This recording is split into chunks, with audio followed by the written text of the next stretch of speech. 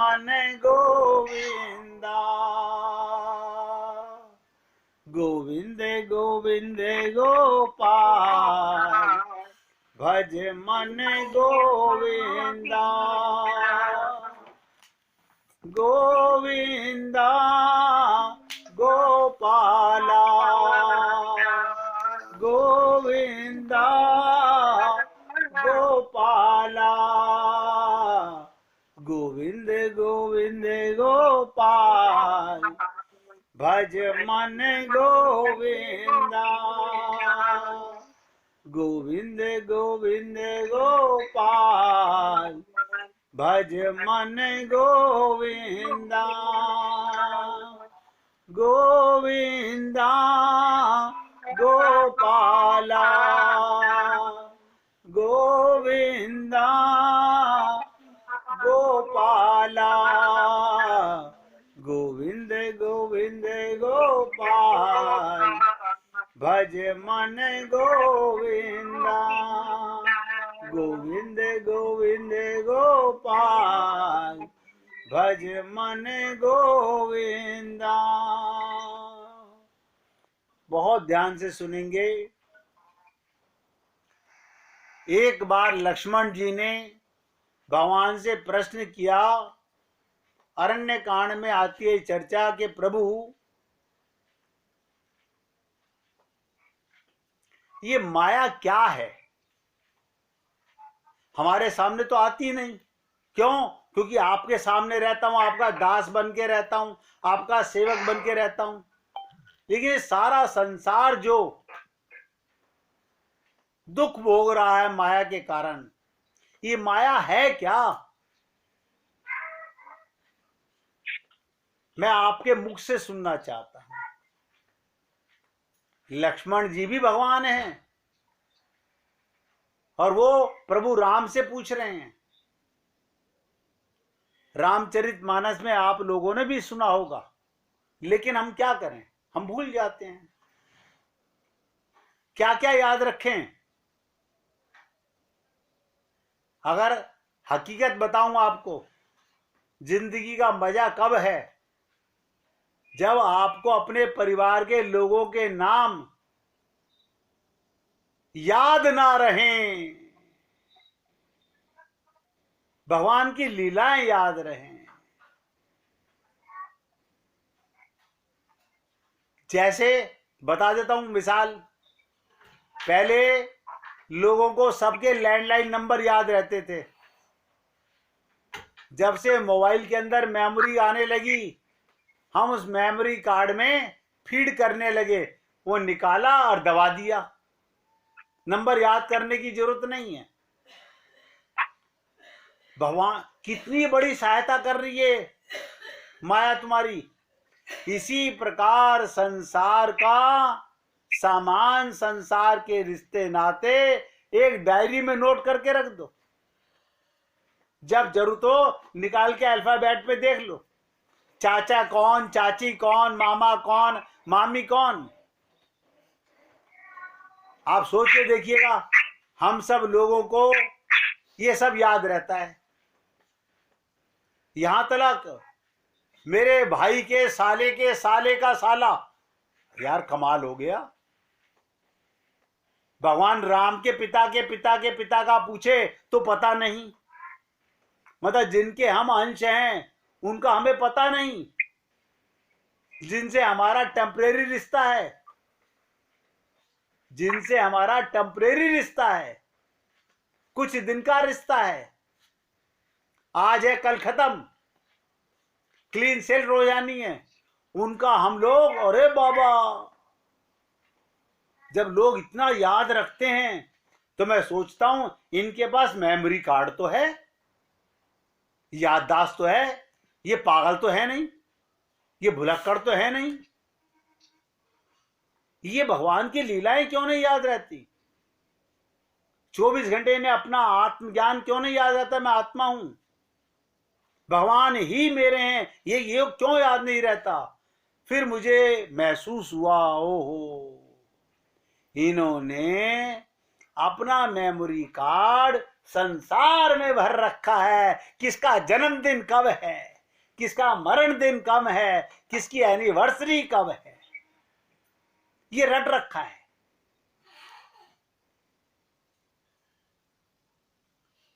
अब लिमिट है ना, बुद्धि की भी एक सीमा है, कहां तक क्या क्या याद रखेगा।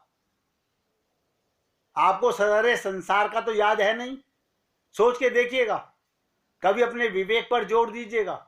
आपको सारे संसार का याद नहीं है। किनका याद है? जिनको आपने मन से अपना माना हुआ है। इसका मतलब अभी मन से भगवान का नहीं, भगवान को नहीं, गुरु को नहीं माना हुआ। इधर से मिटाओ तो उनको लगाओ। मिटाना हम चाहते नहीं तो जुड़ेगा कहां? मन तो एक है। तो लक्ष्मण जी ने भगवान से पूछा कि प्रभु ये माया क्या है? और मैं आप सब भक्तों से निवेदन कर रहा हूं, बहुत ध्यान से सुनिएगा। मैं अरु मोर, क्या कहा? मैं अरु मोर, मोर ते माया, जय बस कीन जीव निकाया। बस छोटी सी बात में इतना बड़ा शास्त्र भर दिया हनुमान भगवान ने, राम ने। मैं अरु मोर,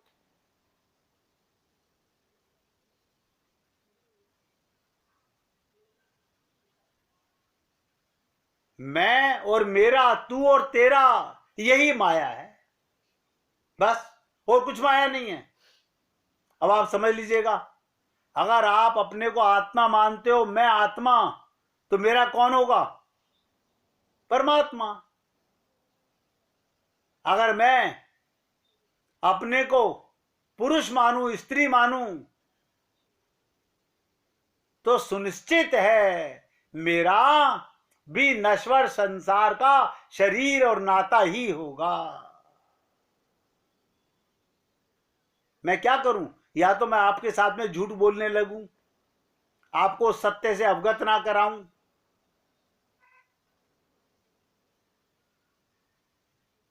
तो भगवान श्री राम ने कहा,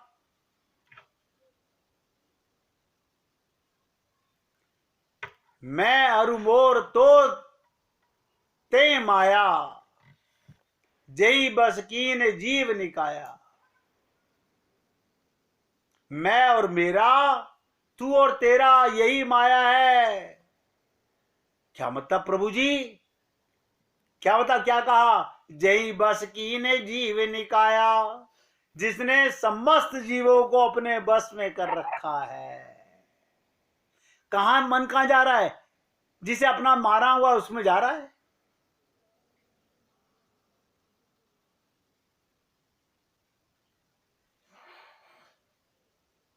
बहुत ताज्जुब होता है।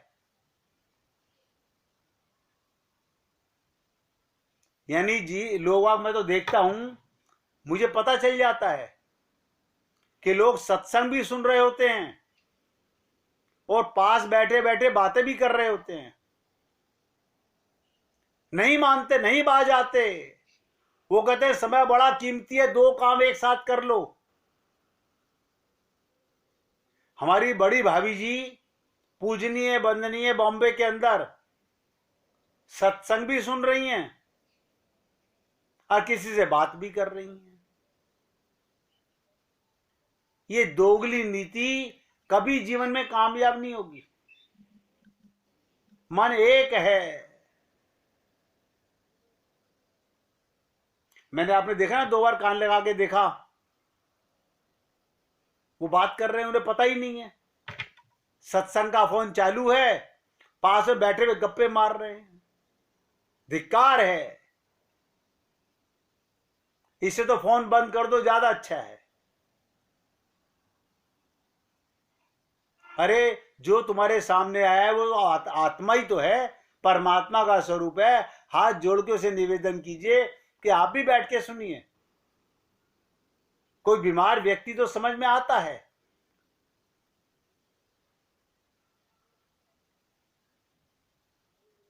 तो भगवान राम लक्ष्मण को समझाते हुए कहा मैं और मेरा, तू और तेरा, यही माया है जिसमें समस्त जीवों को बस में कर रखा है।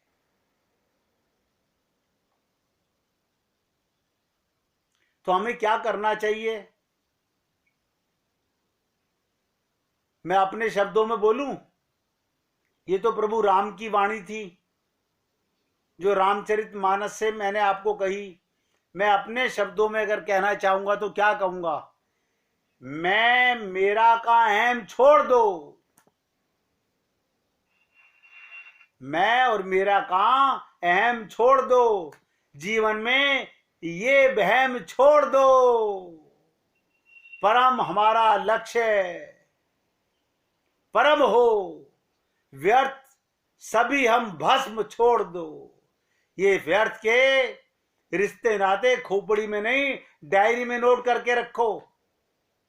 जब शादी हो तो लिस्ट निकालो कौन कौन से रिश्तेदार है, डायरी से देख लेंगे। याद करने की जरूरत क्या है? वहां इस्तेमाल करो डायरियों को। हम भगवान की लीलाएं पढ़ने के लिए डायरियां बना रखी हैं, वो मन में भरो तो रूप ध्यान होने लगेगा।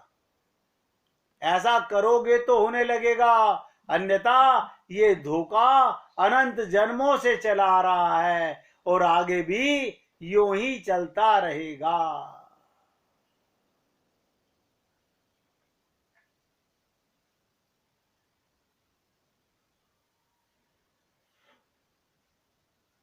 देखिएगा, प्रभु पर विश्वास करो, या तो अपने गुरु संत महात्माओं के शब्दों पर विश्वास करो और प्रभु पे अटल विश्वास करो। एक आदमी की नई नई शादी हुई और वो अपनी पत्नी के साथ वापस आ रहे थे। रास्ते में वो दोनों एक बड़ी झील को नाव के द्वारा पार कर रहे थे। अचानक एक भयंकर तूफान आ गया। वो आदमी बड़ा वीर था, लेकिन औरत बहुत डरी हुई थी क्योंकि हालात बिल्कुल खराब थे। नाव बहुत छोटी थी और तूफान वास्तव में भयंकर था और दोनों किसी भी समय डूब सकते थे। लेकिन वो आदमी चुपचाप निश्चल शांत बैठा था। देखिए कमाल की चीज, आदमी चुपचाप निश्चल और शांत बैठा था, जैसे कि कुछ नहीं होने वाला। और उसकी पत्नी डर के मारे कांप रही थी और वो बोली, क्या तुम्हें डर नहीं लगता? ये हमारे जीवन का आखिरी क्षण हो सकता है। ऐसा नहीं लगता हम दूसरे किनारे पर कभी पहुंच ही ना पाए। अब तो कोई चमत्कार ही हमें बचा सकता है, वरना हमारी मौत निश्चित है। उसने अपने पति से पूछा, क्या तुम्हें बिल्कुल डर नहीं लग रहा? वो आदमी खूब हंसा और एकाएक उसने, ध्यान दीजिएगा, एकाएक उसने अपने म्यान से तलवार निकाली। बहुत गहराई से और ध्यान से सुनिएगा। औरत अब और परेशान हो गई, ये क्या कर रहा है, तलवार क्यों निकाल रहा है? तब वो उस नंगी तलवार को अपनी पत्नी के गर्दन के पास ले आया, इतना पास कि गर्दन और तलवार के बीच एक बाल का फर्क रह गया। तलवार लगभग उसकी गर्दन को छू रही थी।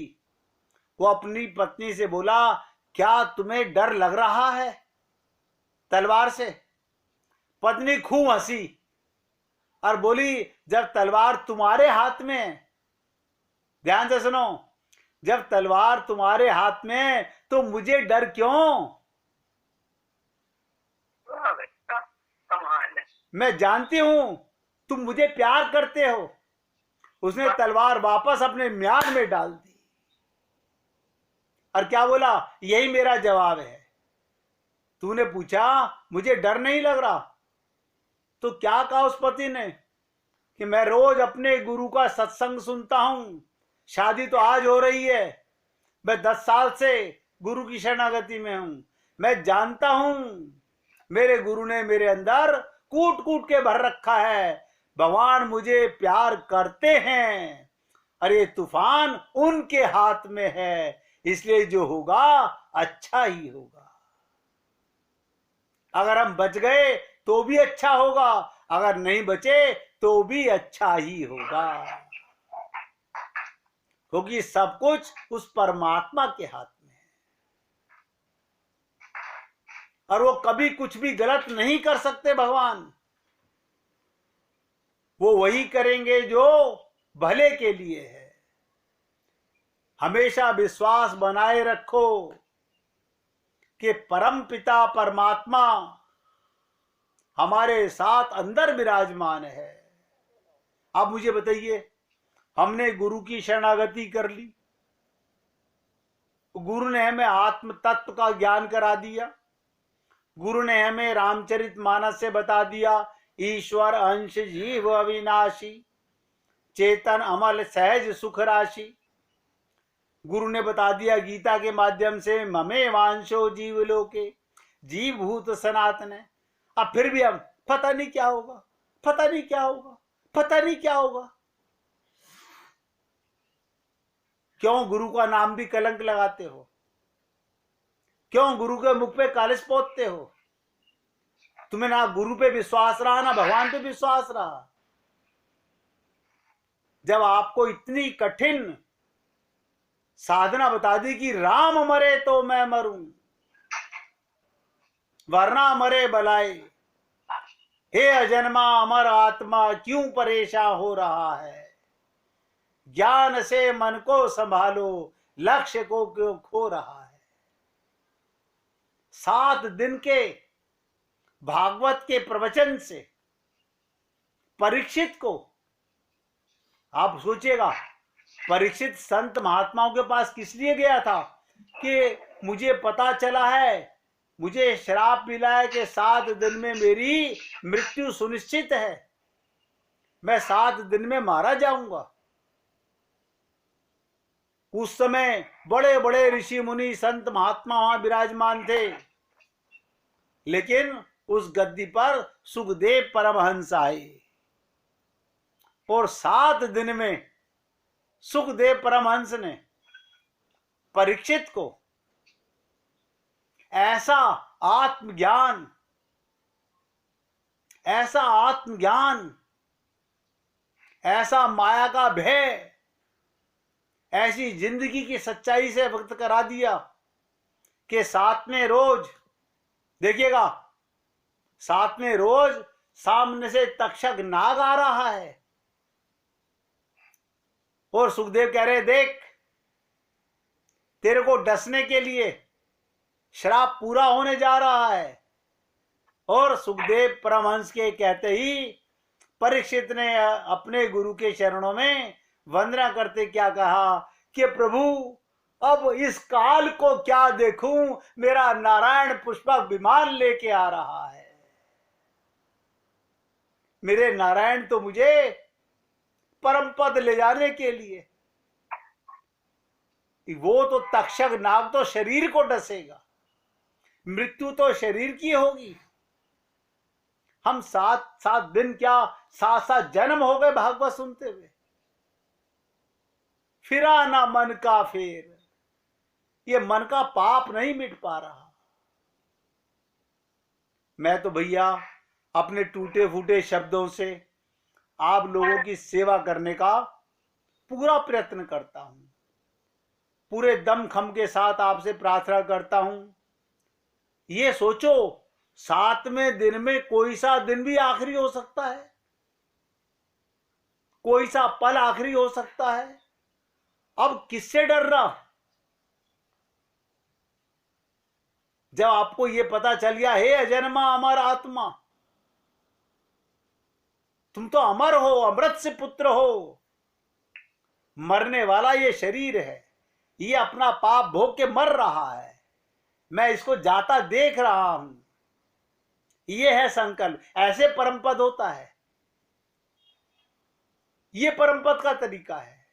परम पद में देर नहीं, पल की देर नहीं। काल का भय, नारायण का प्रेम नहीं नजर आता, गोविंद की कृपा नजर नहीं आती, गुरु का आशीर्वाद नजर नहीं आता।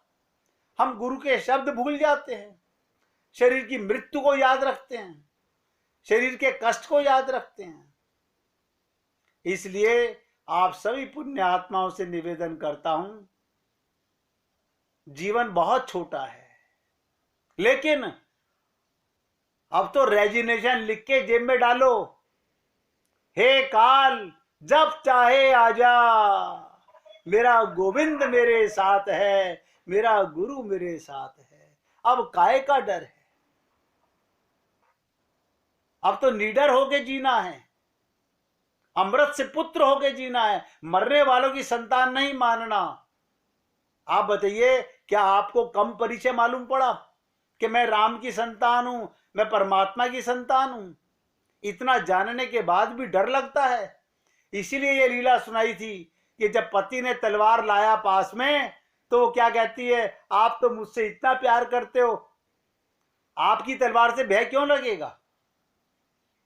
तो क्या कहा, मेरे जीवन की पतवार मेरे गोविंद के हाथ में है, मैं मृत्यु से डरूंगा, फिर गुरु धारण करने का लाभ क्या मिला हमें? इसलिए निवेदन करना मेरा कार्य है। संकल्प कीजिए, अपने लक्ष्य को 24 घंटे अपने प्रीतम को अपने साथ महसूस कीजिए। ध्यान में रखना सदा, भगवान रहते साथ में। अब कल ध्यान दीजिएगा, कल स्वार्थ के लेक्चर को समाप्त कर देंगे। कल से आगे हरि इच्छा वो क्या सुनवाना चाहेगा, कल स्वार्थ की बात को खत्म कर देंगे। काफी समय हो गया आप लोगों के साथ स्वार्थ पर चर्चा करते हुए। कल एकाग्रचित होकर सुनिएगा स्वार्थ के विषय में, और थोड़ी बहुत गहरी बातें चर्चा करेंगे। अब महामंत्र का जाप कीजिए। ये उमाबाई से भजन सुनवानी जरा। उमाबाई अभी शायद बाहर हैं।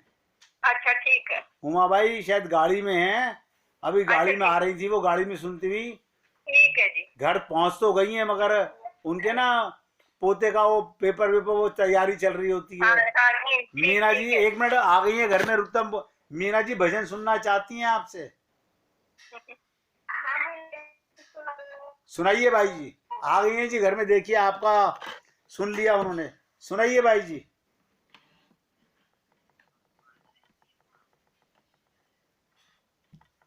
सुनाइए सुनाइए भाई जी, आवाज नहीं आ रही है।